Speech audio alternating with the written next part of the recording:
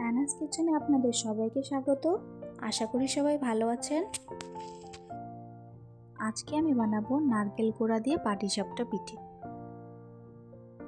প্রথমে আমি পুরটা বানিয়ে নিব। নারকেল কোড়াটা কড়াইতে দিয়ে দিলাম। এরপর 1 কাপ মতো গুড় দিয়ে দিব। এরপর গুড়টা নারকেল কোড়ার সাথে মিশিয়ে নেব। আস্তে আস্তে জল ছেড়ে দিবে গুড় থেকে।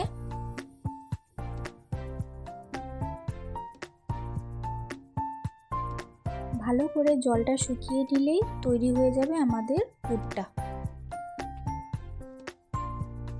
আপনারা খুবই সহজে এটা বাড়িতে বানিয়ে নিতে পারবেন। আজকের রেসিপিটা যদি আপনাদের ভালো লেগে থাকে আমার চ্যানেলটিকে লাইক, শেয়ার, সাবস্ক্রাইব করে আমার পাশে থাকবেন।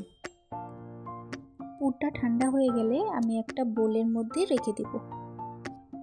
পাটিসাপটার গোলা বানাতে লাগবে 1/2 কাপ ময়দা, 1 টেবিল স্পুন সুজি, গুঁড়ো চিনি 1/2 কাপ, 1 কাপ চালের গুঁড়ো। অন্য একটি বোলে 1/4 টিস্পুন নুন নিয়ে নিব। এরপর চালের গুঁড়োটা দিয়ে দিব। এরপর 1/2 কাপ ময়দা দিয়ে দিলাম।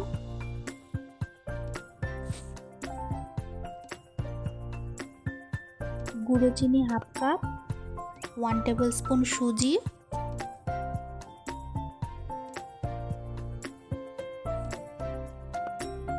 এরপর ভালো করে মিক্স করে নেব। এর মধ্যে 1.5 কাপ দুধ দিয়ে দিব।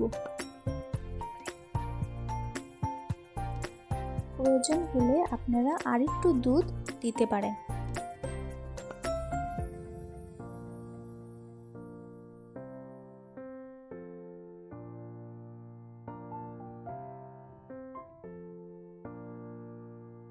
কনসিস্টেন্সিটা ঠিক এমন হবে। 10 মিনিটের জন্য আমি এটা ঢেকে রেখে দিয়েছিলাম।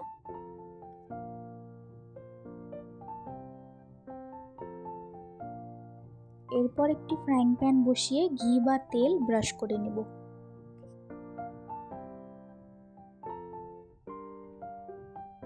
এরপর গোলাটা দিয়ে দিব।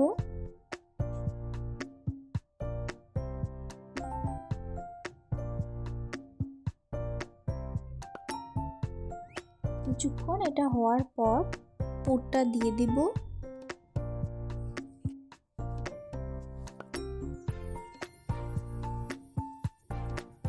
এরপর রোল করে রেখে দিব। দেখুন আমার পিঠেটা একটুকু লেগে যায়নি। দ্বিতীয় পিঠে দেওয়ার সময় আমি আবার একটু তেল বা ঘি ব্রাশ করে নিয়েছি। ব্যাটারটা দিয়ে গোল করে নিব। কিছুক্ষণ অপেক্ষা করে আবার পুরটা দিয়ে রোল করে নামিয়ে নেব।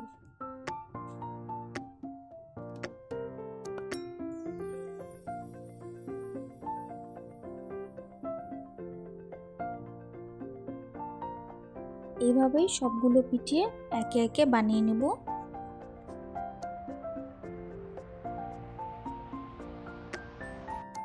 ব্যাস তৈরি হয়ে গেল আজকের নারকেল কোড়া দিয়ে পাটিসাপটা পিঠে। আজকের ভিডিও দেখার জন্য আপনাদের সবাইকে অনেক ধন্যবাদ।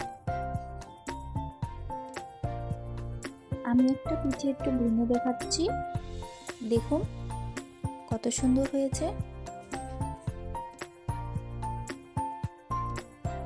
আপনারা বাড়িতে বানিয়ে একবার নিশ্চয়ই খাবেন।